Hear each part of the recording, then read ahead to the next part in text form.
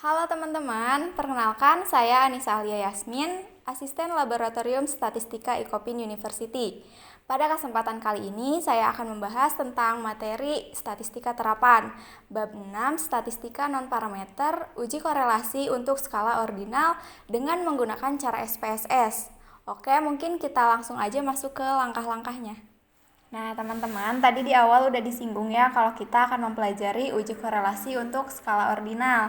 Nah di sini yang pertama kita akan mempelajari uji rank Spearman. Kita langsung aja ke contoh soalnya. Di era sekarang ini banyak owner brand yang mencari selebgram dengan followers yang banyak. Para owner berpikir adanya korelasi antara banyaknya followers terhadap harga endorsement. Ia mengambil 10 selebgram sebagai sampel, lalu didapatkan hasil sebagai berikut. Nah, untuk hasilnya ini ada di tabel. Dengan taraf nyata 5%, ujilah dugaan tersebut. Langsung aja kita ke langkah penyelesaiannya. Yang pertama, teman-teman harus nentuin dulu pasangan hipotesisnya. Di mana H0 itu ada RS sama dengan 0, artinya tidak ada korelasi. Lalu ada H1 yaitu RS tidak sama dengan 0, artinya ada korelasi. Nah, untuk di soal ini hipotesis penelitiannya itu terdapat di H1. Yang selanjutnya kita nentuin taraf nyatanya, yaitu alfa sama dengan 5%, yaitu 0,05. Yang ketiga, kita menentukan kriteria ujinya. Yang pertama itu, jika sigma lebih kecil dari alfa, maka H0-nya ditolak. Sedangkan jika sigma lebih besar dari alfa, maka H0-nya diterima. Nah, untuk langkah selanjutnya kita langsung aja masuk ke SPSS. Nah, selanjutnya kita buka dulu lembar kerja SPSS-nya, lalu kita klik yang variabel view. Di name ini teman-teman masukin variabelnya. Yang pertama tadi ada jumlah followers, dan variabel keduanya itu ada harga endorsement. Nah, untuk desimalnya ini kita ubah jadi 0. Nah, setelah dari variabel view, kita langsung aja masuk ke data view. Nah, setelah variabel view kita masuk aja ke data view. Di sini udah ada variabelnya jumlah followers dan harga endorsement. Teman-teman tinggal masukin aja data-data yang udah ada di tabelnya. Setelah kita masukin semua datanya, kita langsung analisis. Di sini kita klik analyze, lalu yang correlate, dan pilih yang bivariate. Nah, setelah itu kita pindahin dulu si variabel yang jumlah followers dan harga endorsementnya ke dalam kolom variabel. Setelah itu, correlation coefficient-nya kita ganti ke Spearman. Nah, untuk test of signifikannya itu tetap two-tail dan jangan lupa dicentang di yang flag significant correlation-nya. Setelah itu kita klik OK.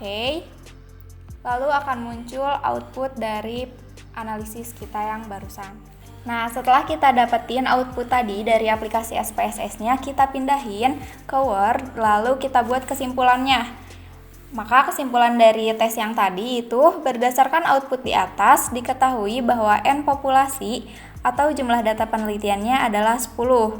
Kemudian nilai sigma adalah 0,888, lebih besar dari 0,05. Sebagaimana dasar pengambilan keputusan di atas, maka dapat disimpulkan bahwa H0-nya itu diterima.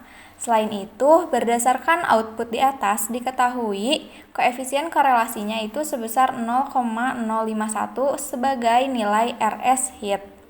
Jadi, dengan taraf nyata 5%, ternyata tidak terdapat korelasi antara jumlah followers terhadap harga endorsement. Dan nilai korelasinya tergolong sangat lemah atau sangat rendah, maka dugaan tersebut tidak dapat dibenarkan. Teman-teman, sekarang kita lanjut ke uji yang kedua, yaitu uji rank Kendall. Untuk contoh soalnya, owner Camille ingin mengetahui pendapatan dari penjualan produknya di berbagai kota atau kabupaten di Jawa Barat dengan membuat 2 tim dari pekerjanya untuk melakukan penilaian terhadap efektivitas penjualan produk Camille oleh distributor selama 3 bulan terakhir. Dari 15 distributor di Jawa Barat, berikut hasil dari penilaiannya. Untuk datanya udah ada di tabel. Dengan derajat kepercayaan 90%, apakah terdapat korelasi positif antara penilaian tim 1 dan tim 2? Nah, untuk menyelesaikan soal ini, kita harus melakukan langkah-langkah seperti di tes sebelumnya. Yang pertama itu kita menentukan pasangan hipotesisnya, di mana ada H0 itu tau sama dengan 0, artinya tidak ada hubungan. Yang selanjutnya ada H1 itu tau lebih besar daripada 0, artinya terdapat hubungan positif. Nah, untuk soal ini, hipotesis penelitiannya terletak pada H1. Selanjutnya kita menentukan taraf nyatanya. Untuk taraf nyata itu rumusnya alfa sama dengan 1 min beta. Berarti 1 dikurangi 0,9, maka alfanya itu 0,1. Setelah taraf nyata, kita juga harus menentukan kriteria ujinya. Yang pertama itu jika sigtutelnya lebih kecil daripada alfa, maka H0-nya ditolak.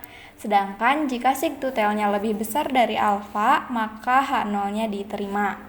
Nah, untuk langkah selanjutnya kita akan masuk ke aplikasi SPSS. Nah, teman-teman, setelah kita buka lembar kerja SPSS-nya, seperti biasa kita klik yang variable view. Nah, di sini kita masukin variabel yang ada di soal tadi. Yang pertama itu ada tim 1 dan yang kedua ada tim 2. Untuk desimalnya sama, kita ubah lagi jadi 0. Nah, setelah kita memasukkan variabel view, kita langsung masuk aja ke data view untuk memasukkan data-data yang ada di soal. Nah, setelah tadi kita masukin variabelnya, kita ke data view untuk memasukkan data-datanya. Nah, di sini kita udah masukin data yang ada di soal tadi, mulai dari data tim 1 dan data dari tim 2. Kalau kita udah masukin datanya, kita langsung aja analisis. Klik yang analyze, correlate, dan bivariate. Nah, setelah itu kita pindahkan variabel 1 dan 2 ini ke dalam kolom variabel. Nah, jangan lupa untuk correlation koefisiennya kita ganti jadi kendal, dan untuk test of signifikannya tetap to tail, dan jangan lupa dicentang yang flag signifikannya. Setelah itu kita klik OK. Lalu akan muncul output dari penelitian yang barusan kita udah lakuin. Nah, setelah kita dapat output yang tadi, kita pindahin aja si outputnya itu ke dalam Word, lalu kita buat kesimpulannya. Berdasarkan output di atas, diketahui bahwa N populasi atau jumlah data penelitiannya adalah 15, kemudian sigtutel adalah 0,251, itu lebih besar daripada 0,01. Sebagaimana dasar pengambilan keputusan di atas, maka dapat disimpulkan bahwa H0 ini diterima. Selain itu, berdasarkan dari output di atas, diketahui bahwa koefisien korelasinya itu sebesar 0,226 sebagai nilai dari tauhidnya.